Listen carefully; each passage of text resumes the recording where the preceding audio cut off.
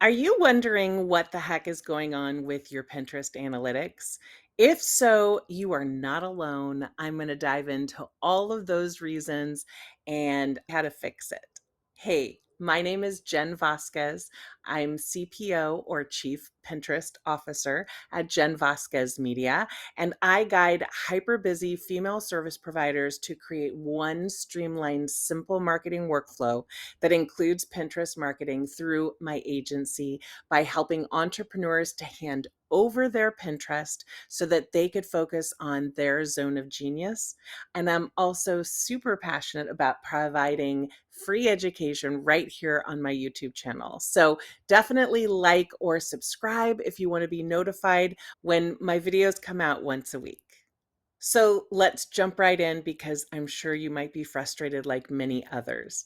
There are a few things going on, so let me start first. In May, Pinterest announced an easier way to create and inspire on Pinterest. They boil down all of the different types of pins into organic and paid pins. So in the organic category, instead of having idea pins, video pins, and standard pins, they're calling them organic pins. This means that you can create an organic pin with static graphic images, videos, or a combination of both. They have also streamlined the creative process in the background to make it so much easier. Remember with idea pins how you had to create slides and add different things to it, and it just really took forever? Well, as a bonus, they're also providing links to these organic pins, plus, you can use all the bells and whistles. Think text overlay, board stickers, tagging, and all the other fun stuff from idea pins. And there's also other things like emoji reactions and some new analytics. This is all fantastic news as it's going to cut down on the time it takes to pin on Pinterest. One of the complaints that people had about idea pins was how long it took to make them. They still show idea pins when you go to the desktop and you go to create a pin. I'm not sure exactly if that's going to change, but whenever you upload even idea pins, they turn into a continuous video. All of my Pinterest management clients now have links on them as well, so it seems that they're pushing out these changes quite quickly. One thing that you will always notice time and time again when Pinterest makes any changes to the platform is that we can tend to see wonky things happen.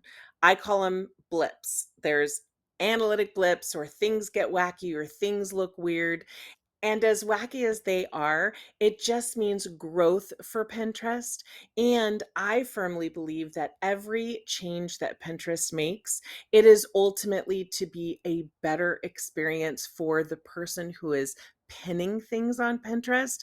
And that's going to end up to help us grow our businesses. In order to know that the changes on the background of what's going on with Pinterest has a lot to do with the analytics, I checked in with my Pinterest manager mastermind of sorts, where there are a bunch of Pinterest experts, and we meet twice monthly virtually and chat about our agencies, what's going on, what's happening, what our clients are seeing. And across the board, everybody has seen a slump in analytics. So it's nothing to panic about. It can be frustrating. I hear you. Feel that frustration. Understand that's just part of doing business when we're utilizing Pinterest as a free marketing platform to market our business. So it's not something to freak out about as long as you are consistently posting to Pinterest and using keywords or a string of keywords. Your analytics will grow over time. So don't use this as an excuse to give up on such an amazing search marketing platform. Now the double whammy comes in because Q2 is typically a slump for the majority of accounts out there. Why? Well, think about it. What are people doing during Q2? Is it popping in your head yet? Think summertime. People aren't home or even on their cell phones as much as they are taking vacations, having outdoor adventures, spending time with family, and not as much on their cell phones or on Pinterest. So this is a very typical down season on Pinterest.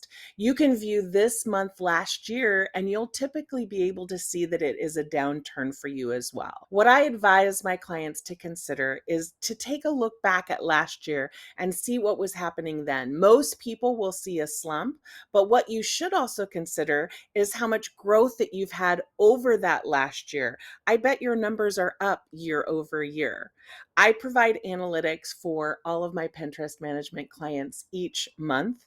And I always show that percentage of growth since we first started working together. So maybe take a look at when you first started Pinterest and where you're at now. It's typically going to be a tremendous amount of growth.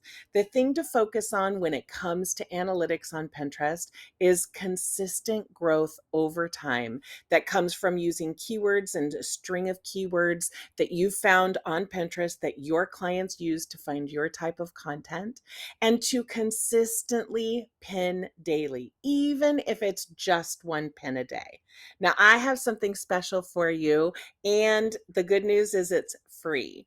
I have an amazing plethora of free Pinterest marketing resources, and you can click the link below to get yours. One of those resources is my Pinterest Analyzer, which will help you to actively track your Pinterest metrics that help you see the growth for using Pinterest to grow your business, not just grow your Pinterest account.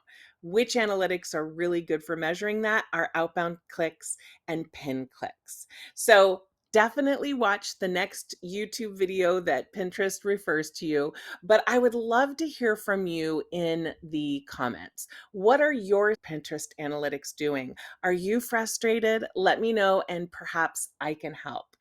I hope that you take advantage of the free resources that I'm offering. Go download those and definitely do something good for your business to grow your business.